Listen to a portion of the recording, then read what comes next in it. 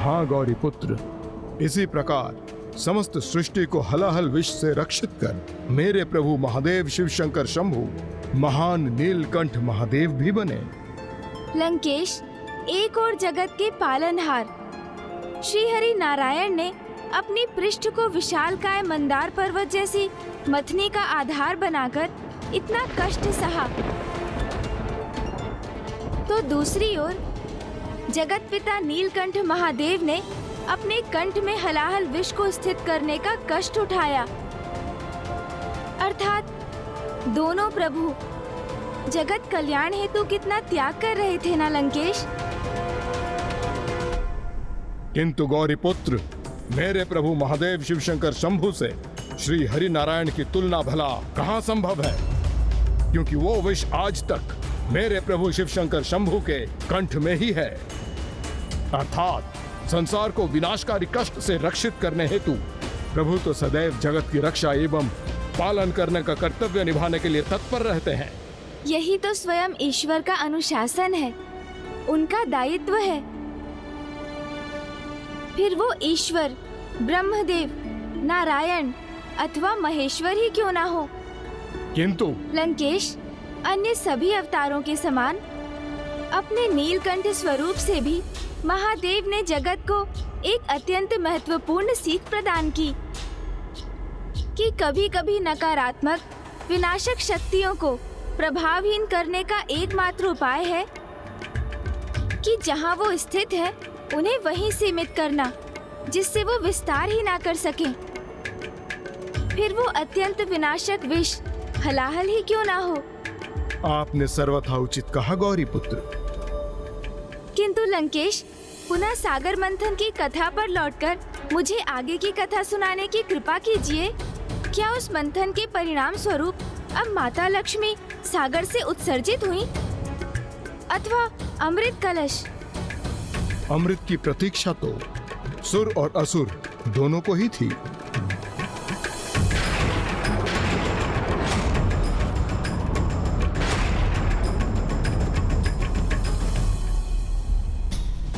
किंतु जिस प्रकार बुद्धि का मंथन करने पर सर्वप्रथम उसमें हानिकारक विचार प्रकट होते हैं, जिन्हें नकारने पर उनसे उत्तम और अंत में हम सर्वश्रेष्ठ विचारों तक पहुंचते हैं, उसी प्रकार सागर मंथन के परिणाम स्वरूप सर्वप्रथम हलाहल विष उत्पन्न हुआ।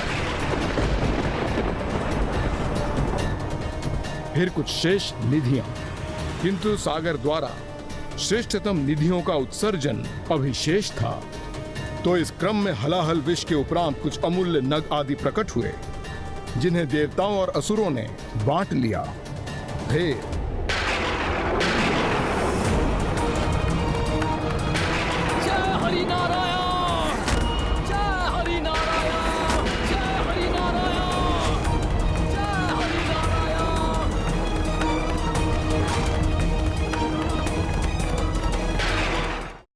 तब प्रकट हुई माता कामधेनु, वो दिव्य गौ माता जो समस्त इच्छाओं की पूर्ति करने में सक्षम है।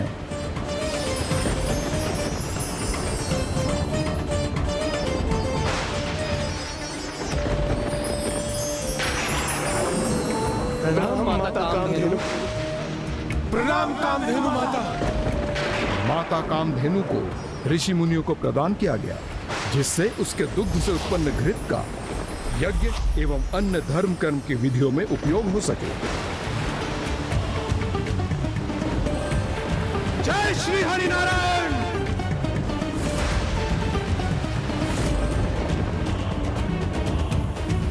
उसके उपरांत सर्वाधिक मूल्यवान रत्न कौस्तुभ मणि का उत्सर्जन हुआ।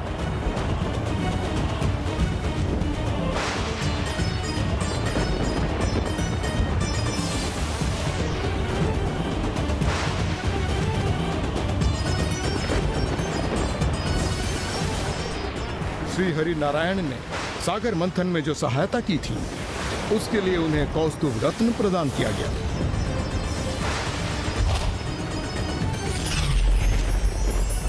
और आपको तो ज्ञात ही है गौरी पुत्र, मेरे प्रभु शिव शंकर शंभु तो इन मूल्यवान निधियों से दूर ही रहते हैं। तो जब वो समस्त निधियां ऋषियों और देवताओं के मध्य बांटी जा रही थी, तो क्या असुरों को अपने तिरस्कार का अनुभव नहीं हो रहा था लंकेश?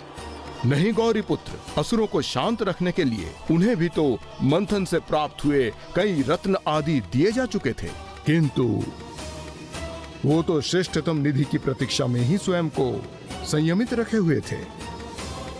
और अब सागर ने जिसका उत्सर्जन किया, उसने तत्काल असुरों का ध्यान अपनी ओर आकर्षित किया, और वो थी मदिरा धारण किए हुए देवी वारुणी। और फिर जैसे ही असुरों ने उन्हें देखा, उन्होंने उस पर अपना अधिकार घोषित करना आरंभ कर दिया।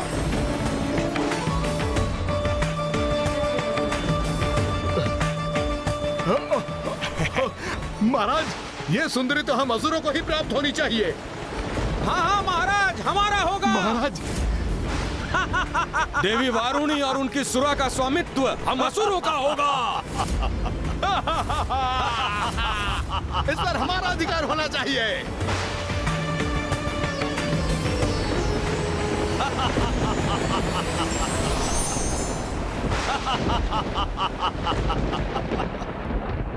कुवृत्तियां जिनका स्वभाव है, वो असुर मादक सुरा के प्रति आकर्षित हुए,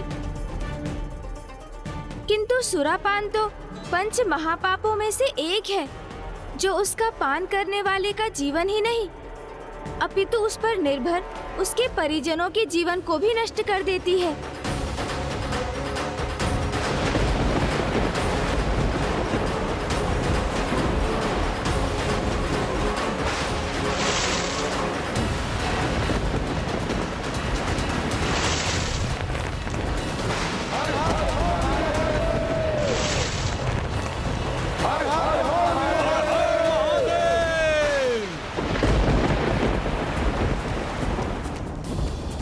गौरी पुत्र, सुरा के उपरांत जो निधियां प्राप्त हुईं, वो इस प्रकार हैं।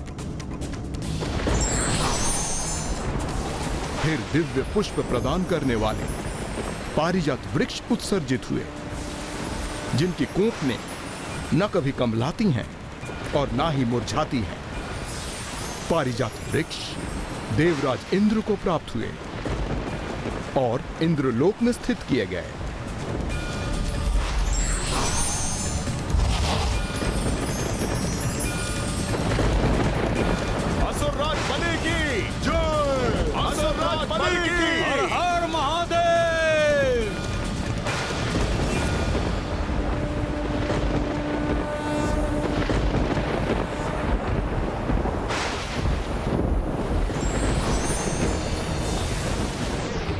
फिर प्रकट हुए दिव्य कल्प वृक्ष, जो किसी भी कामना को पूर्ण कर सकते हैं। देवता ही उन्हें प्राप्त करने के अधिकारी बने, और कल्प वृक्ष को भी स्वर्ग में ही स्थित किया गया।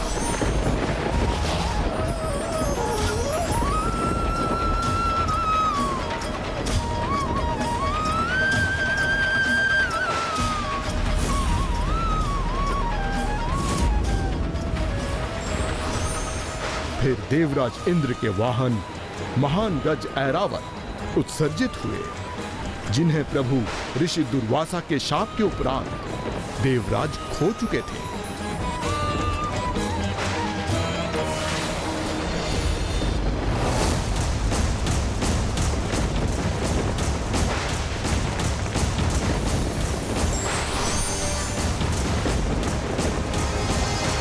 ऐरावत के पश्चात एक अन्य दिव्य पशु उच्च श्रवा उत्सर्जित हुए, और तब असुरों की बढ़ती अधीरता का ध्यान कर देवराज इंद्र ने उच्च श्रवा को असुरराज बलि को भेंट कर दिया।